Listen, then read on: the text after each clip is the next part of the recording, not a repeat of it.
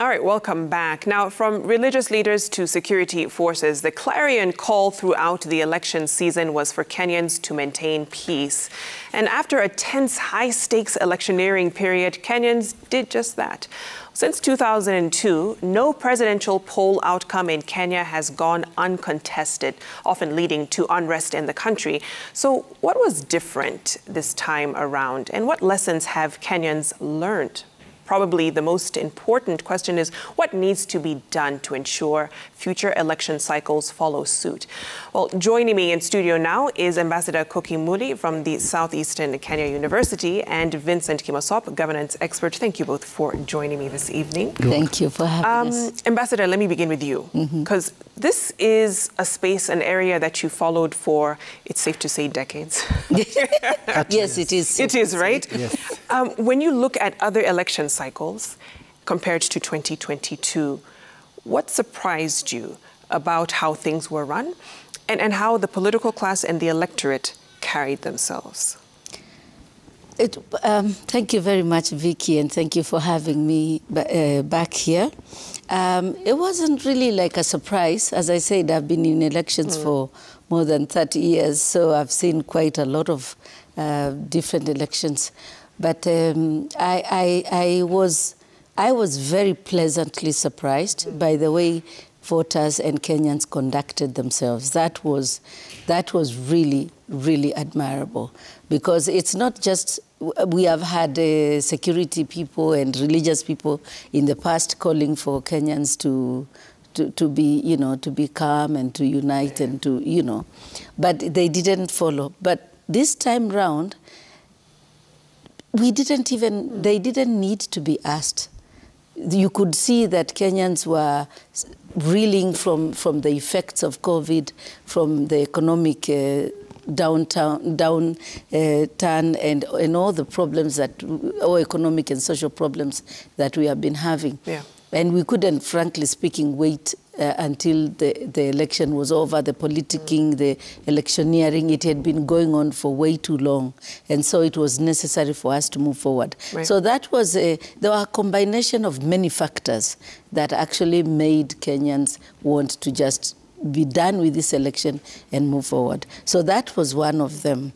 The other thing that pleasantly surprised me was that immediately after the election, there was a lot of reactions from supporters saying, like, please, let's move forward. Let's move forward. Let's get down to rebuilding the country. Let's get forward to let's move forward to trying to see how we can get everybody together. Right. So that was for me the unity of purpose of citizens, and also the focus.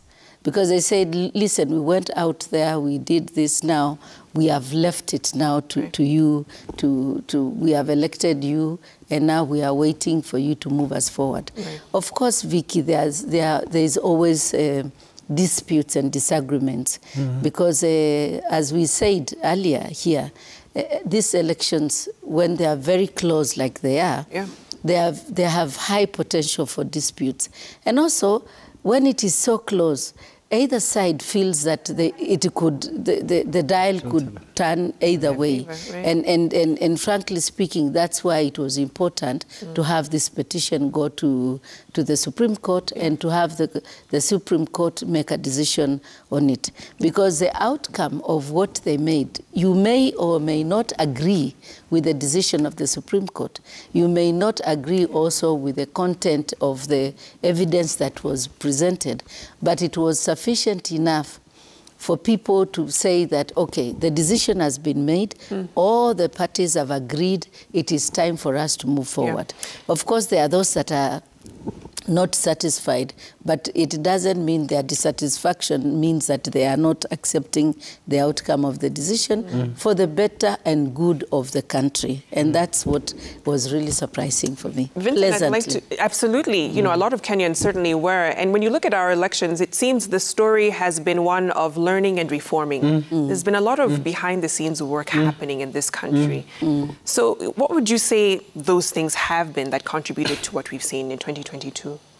But I think the advantage of where we are is that we have the benefit of hindsight, so we can look to history. Yeah. And be able to see what are we gleaning from history. So I see the following. One, just to reiterate what the ambassador said, is that the maturity on the part of the Kenyans people. I think it's good to celebrate and tell Kenyans kudos. The campaigns were peaceful.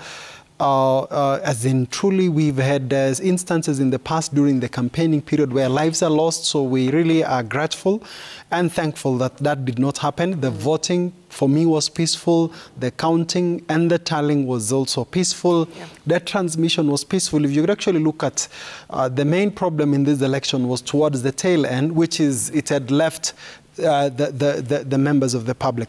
But looking at all this, we also have the benefits that our institutions have walked a journey. You look at the electoral management body that has gone from the before ECK and then ECK, then we had the interim independent, then we have the interim independent electoral boundaries. They are merging into the independent electoral. The journey from 2013. That's where a lot of reform from 2007 all the way to where we even had a presidential election overturned in 2017. Those lessons, right from the role of the courts, the role of technology, all this to where we are today. So that is the journey that the institutions have taken. If you also look at the importance of new entrants into the electoral process, for example, the Supreme Court that has the first and regional jurisdiction to arbitrate or address the issues that arise out of a presidential election. The mere fact that you have somebody else that from the declaration from the IEBC, if you have grievances, and the beauty with our constitution is that anyone could go to court. It's not just the person who was running, but even me and you, if we had felt, there's some things that we need clarification, that opportunity is afforded. The timelines are provided within 7 days, and in 14 days, the determination needs to be made. I think the other thing also, I think since we are here, it's good to also celebrate people like the media who organize a presidential debate, who ensure that the issues were clear. You knew very clearly what the four candidates stood for. I can clearly tell you what Jakaya stood for. I don't think I should reiterate it here. I knew what Maure stood for. Right. I knew what Right Honorable Raila stood for. And I also knew what the President-elect stood for. And therefore, when you crystallize and you clarify issues, it becomes clear. I have to say this. I think it is important to also point out another dimension that helped in the process. Ambassador and Vicky, the introduction of devolution, according to me, has been one of the major game changers in our elections. Because what's going to happen, or what happened, is that in the past, you knew if you don't get the presidency, and we know very clearly that anyone who gets into that presidency, we've seen dividends going to their places. But this time round, we might not have gotten the presidency, but we have a governor, we have a county to run with a clear kitty, with the clear results. I can tell you, devolution may not have delivered 100% in the last decade, but I can tell and vouch that if we were to go to a referendum, there is no county that will be abolished, because people can feel that if I want our healthcare work, I can go to the desk of the governor. If, there is a lot of clarity. So that all that maturation is one of the things that when you put all this bouquet together, that as it is good to not only see the small trees in terms of the institutions, but also see the forest, that it is not a one-man show. Right. There is a contribution of so many efforts, locally, internationally. I also want to point out that the role of our development partners through civic education, the role of civil society, all this, including the faith community. So when you bring all those together, it's now paints the picture of the beauty that where Kenya is at. And not forgetting that there are also other things that moving forward that we wanted them addressed, but they cannot be addressed through an election.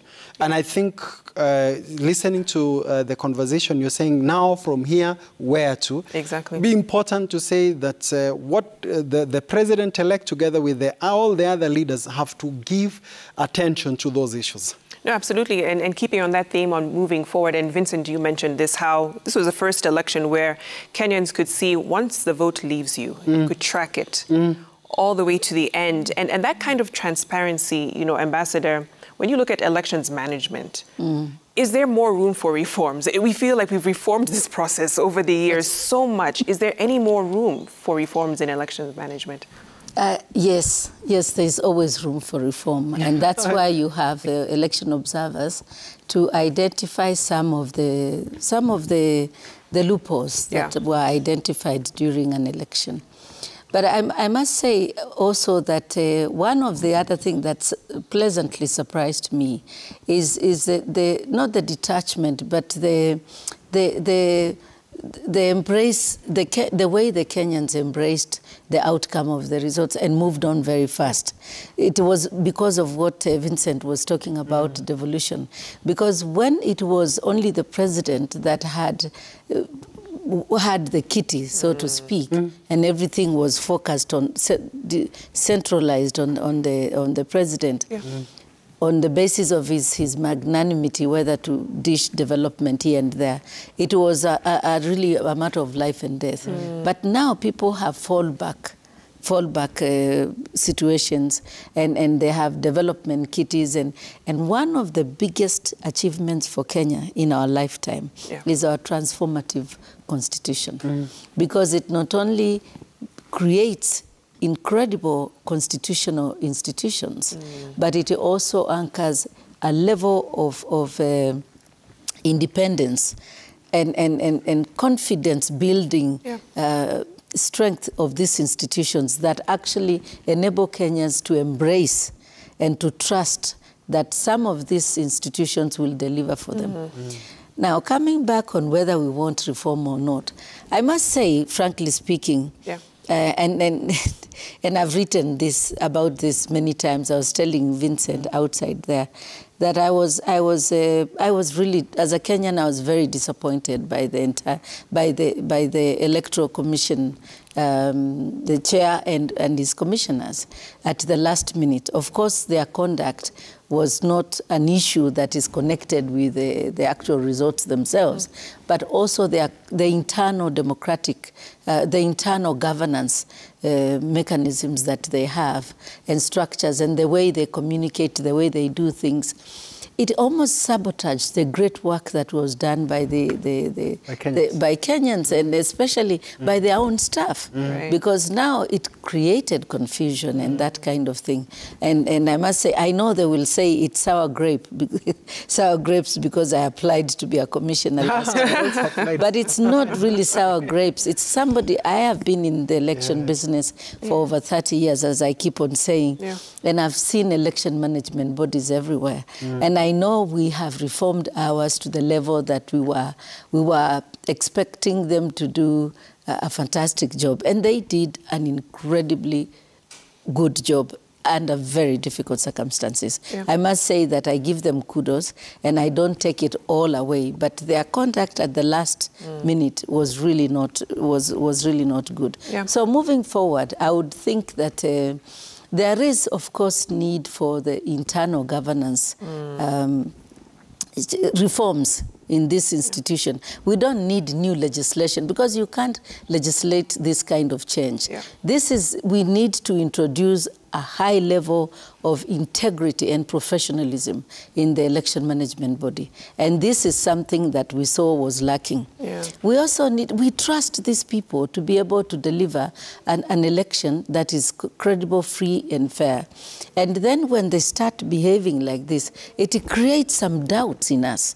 And that is really what we want to see not to happen again. And I think that it can be done if the election commission, the body is professional, and if they have some standards that they must be accountable, and we must hold them to these specific standards. So I think that we already have sufficient legislation for that. We have codes of conduct that govern the conduct of the commissioners and the secretariat, and also that we have legislation, regulations that govern the relationship between the secretariat and the commissioners themselves and between themselves and so on. So it's an issue of building, how do you call it?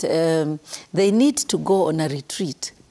Ambassador. And sort of, no. And work on those. And work on those, because those are things that you can't write into law. You cannot reform the commission. But I imagine that we are going to see certain changes in this commission, for sure. And we expect that they will be more cohesive. Or at least if they have their differences, they can find ways of resolving those differences without causing alarm. Vincent, do you have a different take? I think for me, the two reforms you that couldn't I see... wait. Okay, apologies. No, that's okay. We're having... apologies, Vicky, please. I think what I see is that I'm looking forward to the reasoned judgment of the Supreme Court judges, because it will delve more into the issues. Because when you look at the short version that they shared, they were able to point out two things. One, they were able to separate the will of Kenyans, and they also separate their governance issues, but they didn't give us the details. So maybe at some point, maybe we would want to delve into them. But for me, it's also good to appreciate that this is a political commission. It is a commission that is facilitating people to access power. As in, you are one day a father and mother somewhere, and then the following day you are declared commander-in-chief. So you would appreciate the level of attention that such commission would be. For me, what I would say is that I would go for... I would speak to one area of reform in terms of the ways of us getting commissioners. The current process is that it is facilitated and mediated by the Parliamentary Service Commission. It's a panel of... But when you look at the Secretariat, it is facilitated by the Parliamentary Service Commission. Then you have panelists who come, a few representative bodies. I would actually go for... in a more, a more participatory process, and even, if possibly, move away from the Parliamentary Service Commission and allow them to come in at the approval stage. Like when you look at the way the judges of the Supreme Court are, they are interviewed by the Judicial Service Commission, but they appear before a parliamentary committee for the just to hear that the representatives of the people to actually then finally give the approval before then the president finally appoints them. So I would see how to reduce at the initial stages the role, for example, of such a body, broaden the participation, because we've seen clearly that it is good to get men and women of integrity in those in such a commission, because when the announcement was made, the announcement that they made, things would have actually gone in ways that it would have been difficult to manage it. So I think for me, that's one area that we may want to do more reform about the process of getting commissioners and reducing the political interferences out of the process. And then the other thing that I also would want to see in our electoral process is the role of our electoral management body in the nomination of political parties. I can tell you, I observed the primaries of some of the political parties, and there were people, the day they got the ticket of some certain parties, depending on which part of the country, they were actually just waiting for the confirmation of the same in the election. So it means if we do more work at the nomination stage, which is more transparent, objective, and independent, we can do more. And then finally, I think we need to grow our culture. I still feel that we would want to do more debate, if we can inculcate the culture of more debates, getting people to discuss, particularly presidents and governor. At the initial stages, they really help the members of the public to make a more informed and objective decision. Absolutely. We're running out of time. Ambassador, last word. No, it's just to say that in agreeing with Vincent, I want also to correct him that it's actually a panel that is constituted by representatives of different political parties that actually receive applications for commissioners, and then they interview them, and then they... For me, I agree in the sense that we should remove the appointment of commissioners from a politically nominated or constituted body like the panel of the one that appoints commissioners. Right. And the reason is they are the ones who decide on the list that goes to the president, and then that is sent to Parliament. And therefore, that initial route of the people who come, I believe that, and also the other correction is that the Electoral Commission has autonomy to employ its own staff. That is so it doesn't depend on Public Service Commission on anything. So they actually interview their staff competitively. I am actually very happy with the manner in which the Secretariat is actually not work, but is actually engaged. My concern is the way the Electoral Commissioners are engaged, and I think we need to just scrap that panel. And then find a different way of ensuring that the commissioners that come are actually people that, because you don't know what influences their decision. That's all the time we have. But, we came here to speak about the future. But just 30 seconds. Moving forward, I would just say that we need to not forget, we need to now appreciate that the election has ended, and pray that there will be no electioneering that starts soon after the swearing. As we saw in 2017. As we saw in 2017. And then focus on correcting the path, the trajectory, the economic, the developmental, the social and the political trajectory of this country, and move forward. We have only 8 years left before Vision 2030 has expired. We have also 8 years before the United Nations Development goals, Sustainable Development Goals expire. We haven't achieved much as a country that actually helped bring those SDGs in place. So we need to focus on that. We have the Big Four agenda, and it is, food security, housing and healthcare, and those are the manufacturing. Those are critical things for a country like Kenya, and therefore we want to focus on that and move Kenya forward. And we also want to heal this country by uniting ourselves, and it is up now to the winners to win with humility and move Kenya forward, because 7 million of people are still, and the 8 that didn't vote. So we need to bring everybody together and focus on building Kenya. Thank you so much, Vincent, Ambassador, for your time. And of course, a conversation that we need to continue as a country in the coming months and certainly years to stay united. Let's take another short break here on Kenya's Choice 2022 Sports News. Coming up next.